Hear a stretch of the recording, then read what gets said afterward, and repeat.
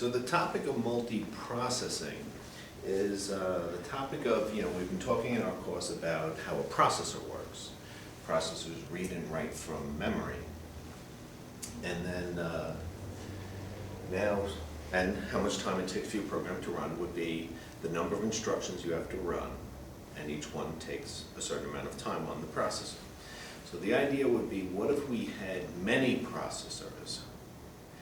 Would we be able to take your program, depending on what task it's trying to do, and spread them out among multiple processors, and then have the program take less time because multiple processors are running at the same time?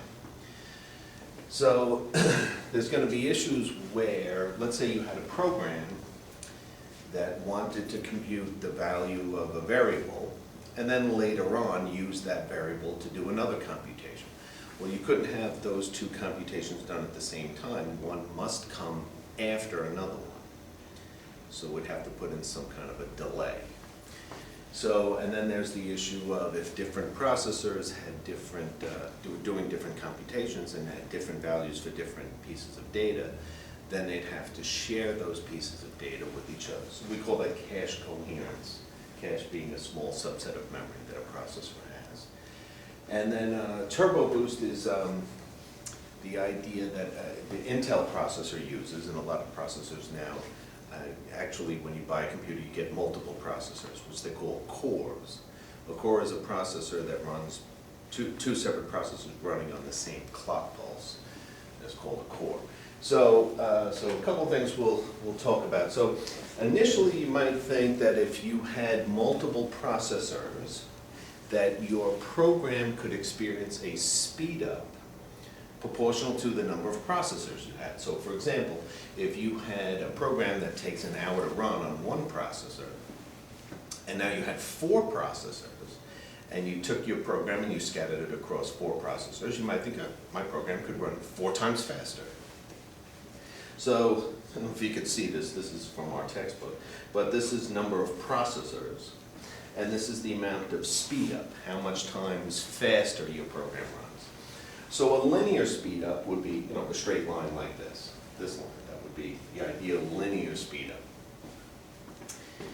If you had 2 processors, your program can get done 2 times faster. If you have 4 processors, it can get done 4 times faster. Now that's not true in the real world. For example, if you had the first 500 lines of your code compute some values, and then the next 500 take some of the data computed in the first 500 and needs to then use that after it's been computed, well then the second set of code, which is running on a separate processor, will get stalled. So that kind of accounts for the fact that there's going to be delays. So we might not get a linear speed up. We might get a little bit less than a linear speed up, but any speed up's better than no speed up. We could also get super linear speed up. We could actually do something better. And an example of that, this is kind of an exaggeration, but suppose we had a task, let's say you were working for Facebook, and Facebook has, let's say, 900 million members, and you needed to go linearly searching through all 900 millions looking for some field. If you had one processor, you would have to go through all 900 million records looking for whatever you're searching for. And suppose the user you're looking for is one after the halfway point. So it's the customer who's the 450 millionth plus 1 customer. Well, if you had one processor, you'd have to search 450 million and 1 to get to the one you're looking for. Now suppose you had 2 processors and you divided the 2 groups in half. So instead of taking 900 million and having one processor search them, one processor searched the first 450 million and the other processor searches the second 450 million. Well, the second processor is going to find what you're looking for the very first time. So with 2 processors, instead of taking 450 million plus 1 computations, now you have 2 processors and you just do 1 computation and you're done. So that would be like super linear speed up. Of course, that would involve a lot of luck to have it hit exactly the way I just went over in that example, but the point being, you can experience super linear speedup. But in either case, we're kind of looking at ballpark linear speedup. Okay, so some of the architectures for how a bunch of processors can work in conjunction with each other, one would be to have all the processors and have them somehow network together, some way of passing data back and forth, messages to each other. Because sometimes processors will execute code and change data that other processors need to be aware of. So if this has a variable x, and this is using the same variable x, and this one changes it, does a write instruction, this one needs to know its value. If it's using an older value, maybe stale now, needs to have an update to it. So we could also have, when we tie in memory, we could have centralized memory. So that's a case where we have a bunch of processors networked together, and the processors are then connected, the network is then connected to the memory.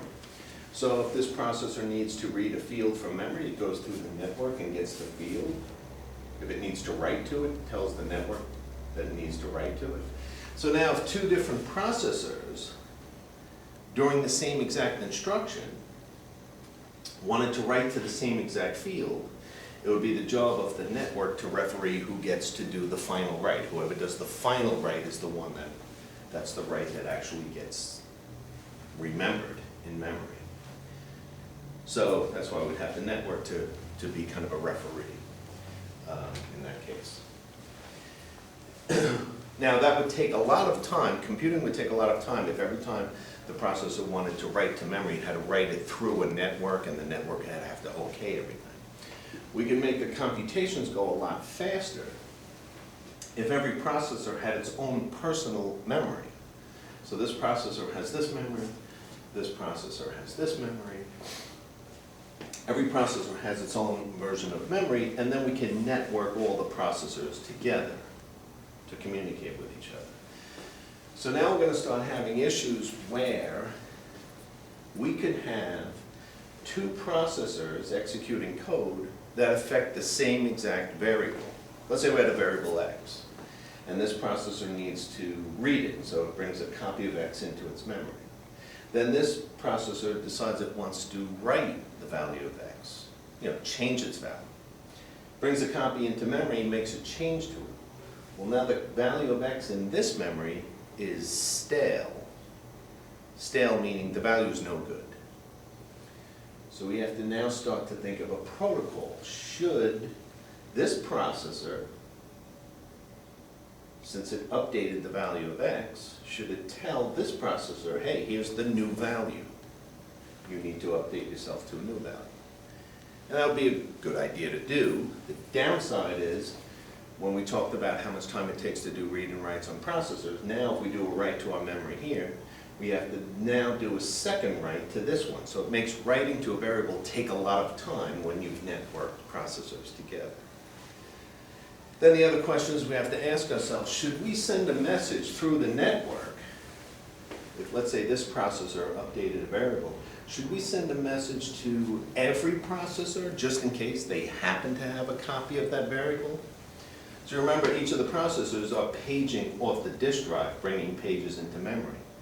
So that variable may be in this memory, or it may not. So should we send a message to all of these? Say, hey, if you have this variable x, here's the new value. If you have, send it to this one. So we send a message to this one, and this says, oh yeah, I have it, thanks for the update. Then we send a message to this one and say, I don't care about that variable, I don't have it in my memory. Oh, okay, we'll take it in, all right. Then we send a message to this one. In case you have x, here's its new value. It says, I don't care, I don't have x. Well, now you're taking up a lot of time. So we have to kind of figure out a protocol for when we do writes to memory where other processes may care about that variable's current value. So what we could do, now we're basically looking for time saving. Now let me go back to this picture.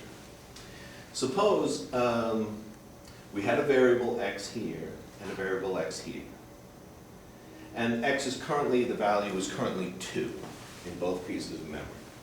This processor now does a computation and wants to change the value of x to, let's say, 4, a different value. It is possible that this process, which has loaded x into memory because it needed to read it, may never need the value of x again. And at this point, doesn't care what it is. It has a copy loaded in memory, but it will never need it again.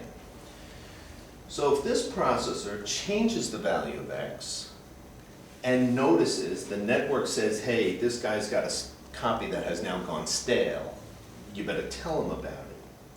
Maybe this processor doesn't care about it, and yet we're going to end up telling them and giving them an update. So what might be a good idea, a time-saving idea, would be if this processor changes the value, we just notify this one, hey, your value is stale. Maybe just turn a bit on to say, you have a value and I've changed it, so if you need it again in the future, realize the value's no good and you should go out and get a fresh copy. If you don't need it again, then don't worry about it. So that might be a big time-saving issue.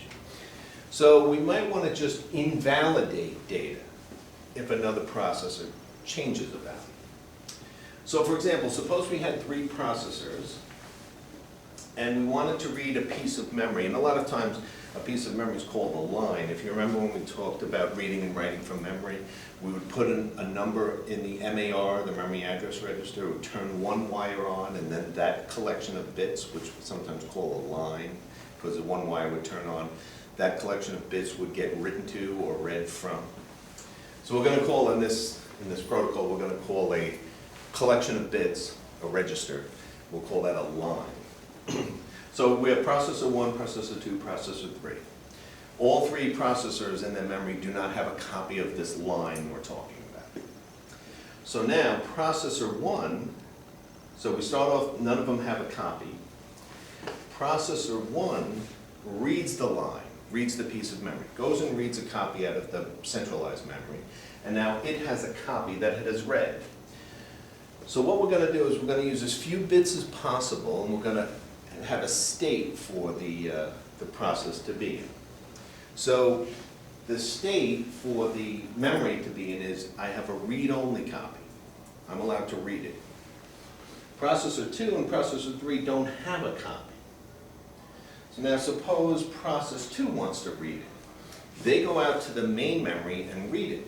Because our copy is read-only, it's okay. Their copy is just as fresh as our copy. So they have a read-only copy. And we have a read-only copy. Process 3 still has no copy of it.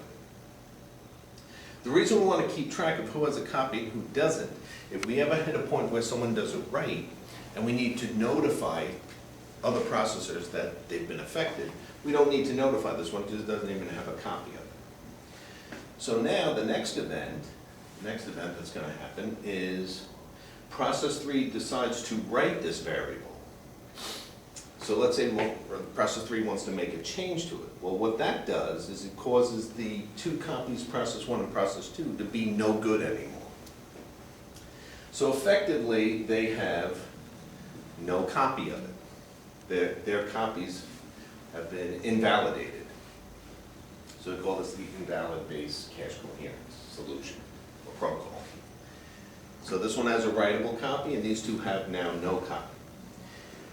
So now if process 2 decides to read it, then it is reading the freshest copy from the main memory. It's pulling in the one that this one wrote. So every time a write is done, the main memory copy gets written to also.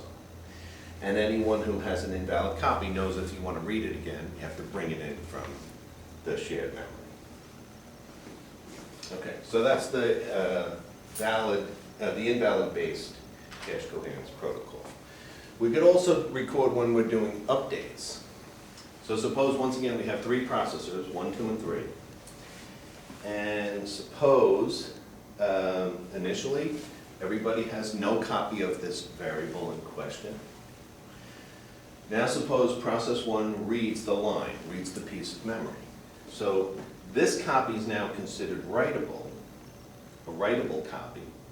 That means this processor can write it and does not impact anybody else. Process 2, process 3 has no copy. Now suppose process 2, same sequence of events as the last example. Process 2 decides to read the variable 2. Then our copy is writable and their copy is writable. Either one of us has the latest and greatest, and we can write on top of it. We need to know who else is writable so we can tell them their copy's no good. If process 3 writes to the variable, then their copy is considered writable, and every other process gets automatically updated with the latest and greatest value. Now this is great because all the variables are up to date at all times, right? We put this note here. All writes or broadcast data to all writable copies. So if anyone writes to the copy, anybody who has a writable copy gets the latest and greatest. The downside to this method is exactly what? I mean, it's good that every cache has the latest and greatest value. The downside is writing takes a lot of time because you have to write it everywhere. And then if somebody reads the copy, they just remain writable. If you have a writable copy and you read it, nothing changes. Okay. Okay, then another method is sometimes called the MESI method, the modify, exclusive, shared, and invalid method. And every piece of memory is going to have 2 bits associated with it. So, I mean, we could sign it any way we want. We could say 0, 0 means modifies, 0, 1 is exclusive, 1, 0 is shared, and 1, 1 is invalid. Just 2 bits to represent the state that the memory is in. Okay, so each line in the processor's cache is assigned one of the 4 states. So whatever state you're in, if another processor takes a certain action, then based on the state you're in plus the action that they took, your state could change to some other one of these 4 states. So the 4 states are modified, and so that means your processor is the only one with a copy of that cache line, that piece of memory. And it has written it since it acquired it. So it went out to main memory, pulled in a copy, and has made a change. So it has a modified version. Your version is the only fresh one. All other versions are no good, are stale.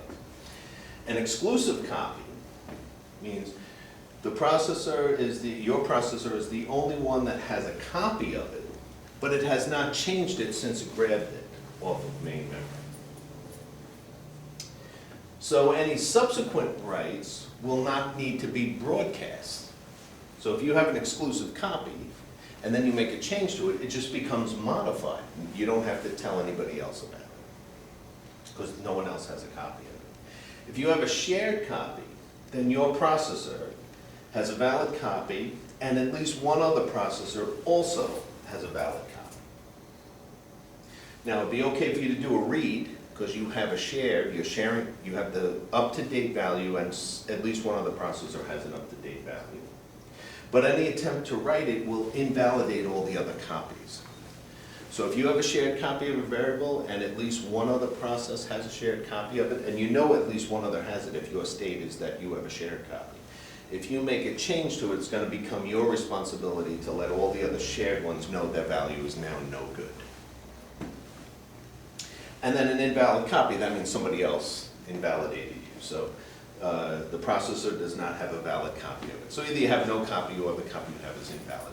So if you need to read it, you'd have to go and get a valid copy and then read it. If you want to write it, you could just write it and then broadcast that you did the write.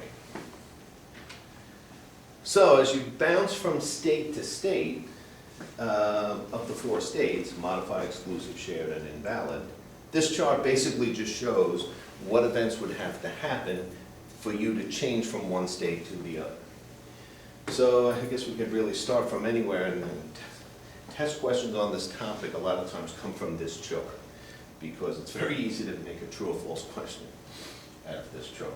So for example, if you have a modified copy, that means you got a copy and you're the only one with a valid copy and you have modified it, what event would have to happen in order for your copy to move to another state, to go from state modified to some other state? So maybe modified, like I said, could be 0, 0, and then exclusive could be 0, 1. It doesn't really matter what what the bits mean. But what event would have to happen for you to change from modified to any other state? Well, if some other process modifies the variable, your copy now becomes invalid, right? So you would go from modified, you'd follow this arrow to invalid if another processor wrote the memory that would make your copy invalid. And if you had a modified copy, and now this line here, if another process read the value, so you have a modified copy, so you have the only, you acquired the only copy and you've since changed it. If another process goes to read it, the process that wants to read it would have to know someone else had a modified version of it, get a copy of that, which will take some time, and then they read it.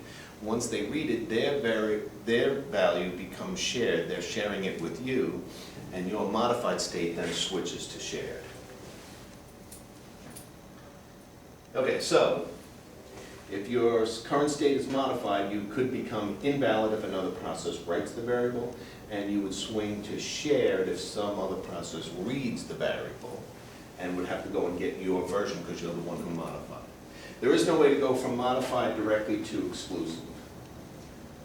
There's no event. So if you had an exclusive copy, you got the only copy and you haven't changed it. If you change it, you go to modified. There's no way to go back to you have the exclusive unchanged copy because you already got the copy and you changed it.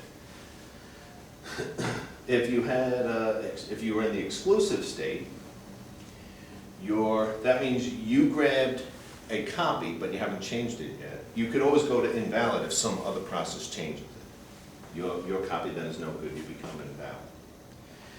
You could go from exclusive to shared if another process reads it. Now, 2 of you or more have it, and you become shared. And what else could you go? And you could go from exclusive to modified if you do a write to it. So you get exclusive access to it if you're the one who read it and nobody else has it. If you make a change to it, you've now marked it as modified. Right. So we could go through, all the steps. So shared. If you have a shared version and you wanted to go to the state of invalid, to go to invalid means someone else wrote it, and then all the other shared values become invalid. So you would jump to invalid if another process writes the line. And you could go from shared to modified if the processor writes the line and all other copies are invalidated. You would then go to a modified version of it. You have the only modified legitimate version of that. Okay, so this is just how the states move from state to state. We could represent 4 states with 2 bits, right? And we could, every time an event occurs, the network will send a message to us based on our 2 bits and the event that just happened. One of these, someone did a read, someone did a write. We would change to a new state. And then every time we go to use the variable, we have to check what state are in. If our variable is invalid, we have to go get a fresh copy. If it's valid or shared or exclusive or modified, we can just use it. And if we do a write, we have to let everybody else who has copies of it know to shift to another state. So everyone's just keeping track of their states.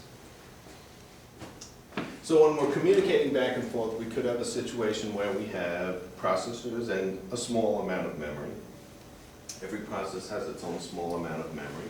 And maybe they're connected along a communication bus, and then it's connected to main memory. You make changes, the caches are reading fresh copies, and telling the other ones what state to shift their values to. And again, we're doing all of this just for speed. So the update protocol, where every time any process changes anything, it's got to make everybody change it. That's the slowest, but yet the freshest copies of the data. And other protocols are basically so we can make changes and a lot of time, maybe save time when we do updates and other processes, other processors don't care about our updates, we don't have to give them fresh data of data they don't care about. We just mark their copies invalid, and if they actually need it, they'll come get it. So there could be time savings using these protocols. Okay, so basically we've been talking from the point of view, the model is that we have a bunch of computers, or a computer that has a series of parallel processors that are running in parallel to each other. When you go and buy, I don't know if any of you bought a computer recently at Staples, just about every computer comes with multiple processors now. And if you have, so one of the things we said when we're talking about a processor, one thing that is unique to a processor is its clock. The pulse that goes high and low. Every processor has its own clock. If you take a bunch of processors and have them all driven by the same clock, so multiple processors but same clock, we don't call the processors processors, we call them cores. So we can have a multi-core processor. Multi-core processor basically says we have, two different processors, or 4 or 8 or whatever, as many processors as they can give you without charging you a lot of money. And so the CPU core and its own personal cache memory, and we can have a series of them. They would then be connected along an interface bus and maybe a second level of memory, and then it can go speak to the rest of the computer. So we might be able to have the operating system now on a multi-core processor. So each of these two processors can run completely separate instructions, basic instructions like we've been talking about all semester. We do read from memory, write to memory, do mathematics, add two numbers together, multiply two numbers together. But both of the processors are being driven by one clock. So that's why they would be called cores instead of separate processors. And now what we can do is, if our operating system can take our program and put some instructions here and simultaneously run some instructions here, we might be able to get this pretty close to the linear speed up of our program. Sometimes, based on the nature of our program, the instructions all have to be run sequentially. So one of the other core may have to just shut down and the program runs on one processor. But some other times, by the nature of what we're doing, it's like searching a database, can be scattered among the different cores. So it's going to depend. It's going to be done dynamically. We're going to make a decision as your program is running. Okay. So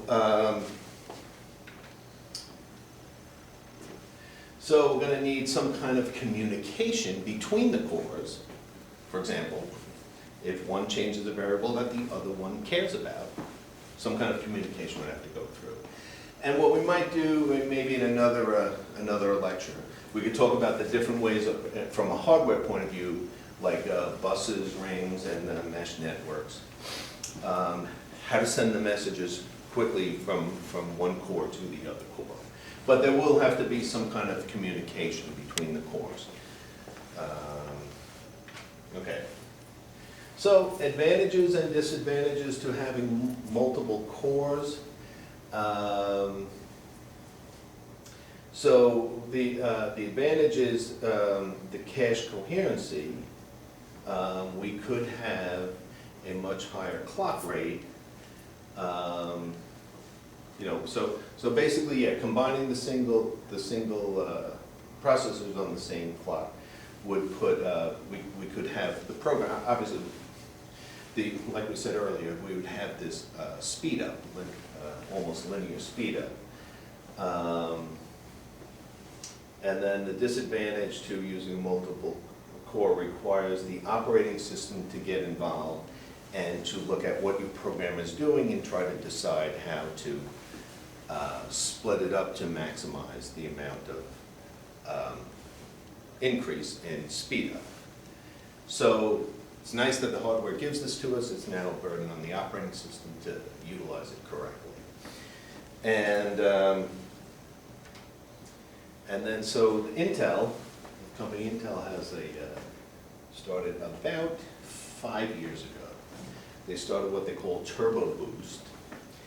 And what they end up doing is, since all the cores are driven by the same clock, what happens a lot of times is, let's say for example, when they first started putting out the 4-core system, usually the 3rd and 4th core would only become active when heavily intensive mathematics was being done. And that the heavily intensive mathematics would be put on the 3rd and 4th core. And just a simple reading and writing from memory would be on cores 1 and 2. So when the 3rd and 4th core were running, and those are the instructions that would actually take the longest amount of time, we would have to slow down the clock to handle the event that the 3rd and 4th core were actually running. A lot of times the 3rd and 4th core are not running at all, and now we've artificially made the clock slow, just in case they were running, but if they're not running, then we can kind of make the clock go faster. And so in a nutshell, what turbo boost is the system, the operating system, will detect when the higher level cores, the cores that are only used when there's very intensive mathematics being done, the ones that require the clock to go slower to allow enough time for those instructions to complete. If those cores are not being used, the operating system will dynamically change the clock rate and make it go faster. And so a little bit of an increase that kind of shows the specs for the Core i7 system. And basically, the speed of the clock could run at 2 gigahertz. And then, based on whether we have 1 core running, or 2 cores running, or the 3 and the 4, that's usually when there's heavy mathematics being done, we could speed up the processor a little bit. And if we had, we get much more speed up, we could get as high as 3.2 gigahertz when only one of the cores is running and the other 3 are sitting idle. And then when 2 are running, we could get it to 3.06 gigahertz. And then we get a little bit of a speed up when 3 or 4 are running to 2.26 gigahertz. So again, this is just, what they're doing is basically saying, why don't we look at how many cores are being utilized, and then based on the numbers being utilized, we could adjust the clock speed.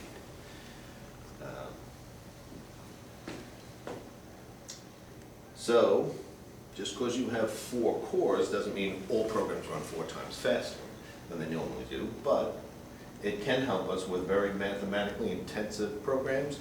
You will get approximately 3 or 4 times faster throughput. And then if there's 1 or 2 processors running, maybe your program is linear. It has to be, every instruction has to be done one after the other, and all has to be run on one processor. And then at that point, maybe we can then speed up the processor, speed up the clock speed to make it go a little bit faster.